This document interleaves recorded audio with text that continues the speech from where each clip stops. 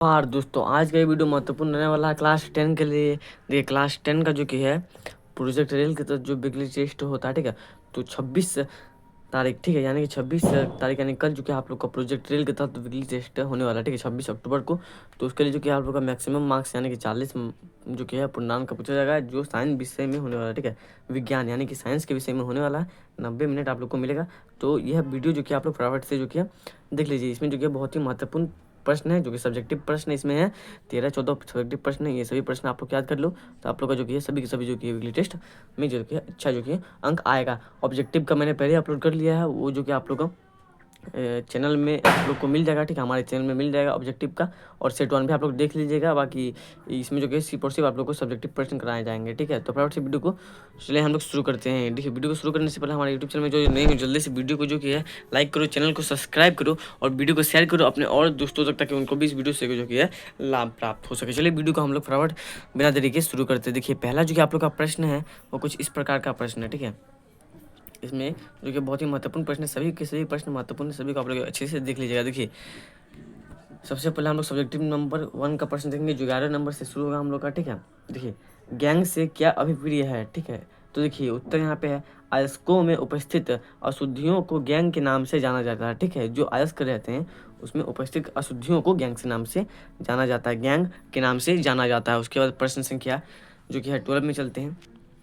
इसमें देखिए हम लोग का प्रश्न है, लोहे को जंग लगने से बचाने के 2 तरीके बताएं। देखिए लोहे को जंग लगने से बचाने के 2 तरीके यहाँ पे हैं कुछ इस प्रकार के। देखिए लोहे को जंग लगने से बचाने के 2 तरीके हैं, तो कौन कौन से हैं?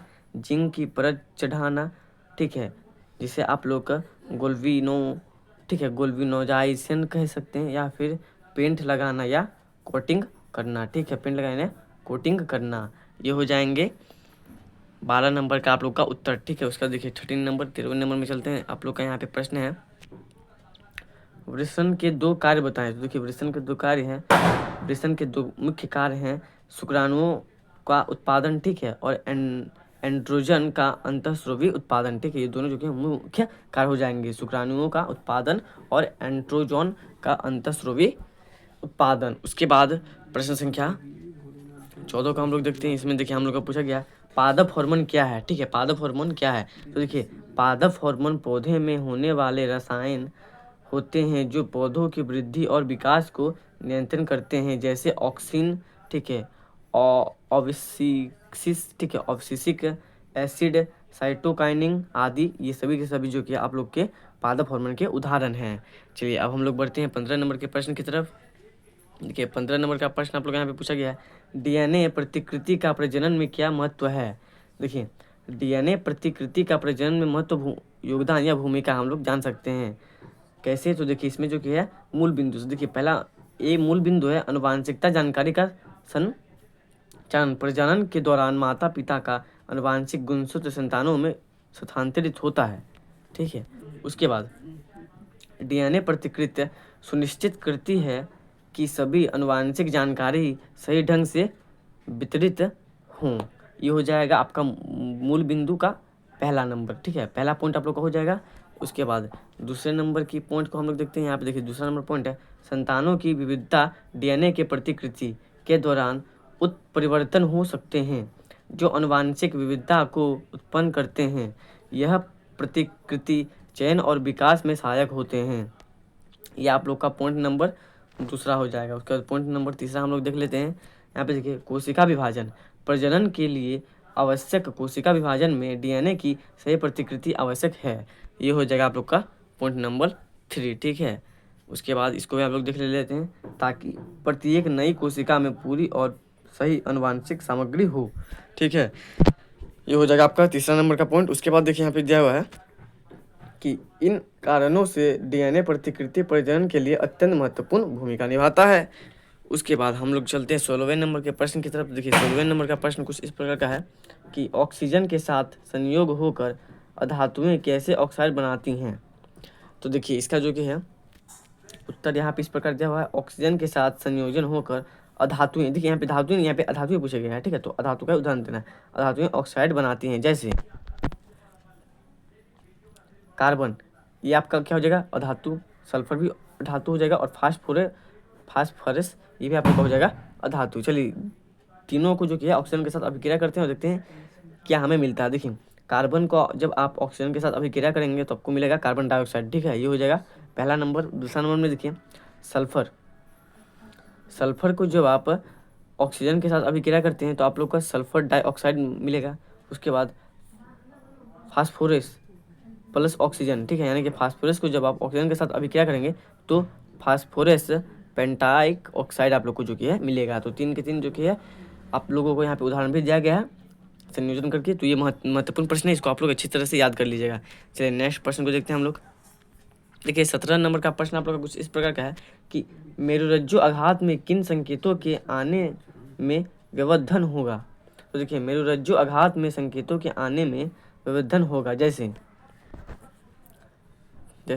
दर्द की अनुभूति में कमी, मांसपेशियों में कमजोरी, सुनने और देखने की क्षमता में कमी, शारीरिक संतुलन में कमी। ये 4 जो कि महत्वपूर्ण जो कि है व्यवधान होंगे, किसके कारण, तो मेरुरज्जु आघात में।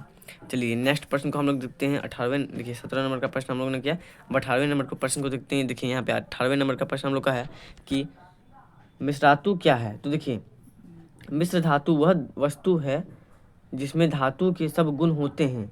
इसमें 2 या 2 से अधिक धातुएं या धातु और अधातु होती हैं, ठीक है। इसके बाद जो पिघली हुई दशा में एक दूसरे से पूर्ण रूप में घुल जाती हैं और ठोस होने पर स्पष्ट परतों में अलग नहीं होती। प्रारंभ में मिश्र धातु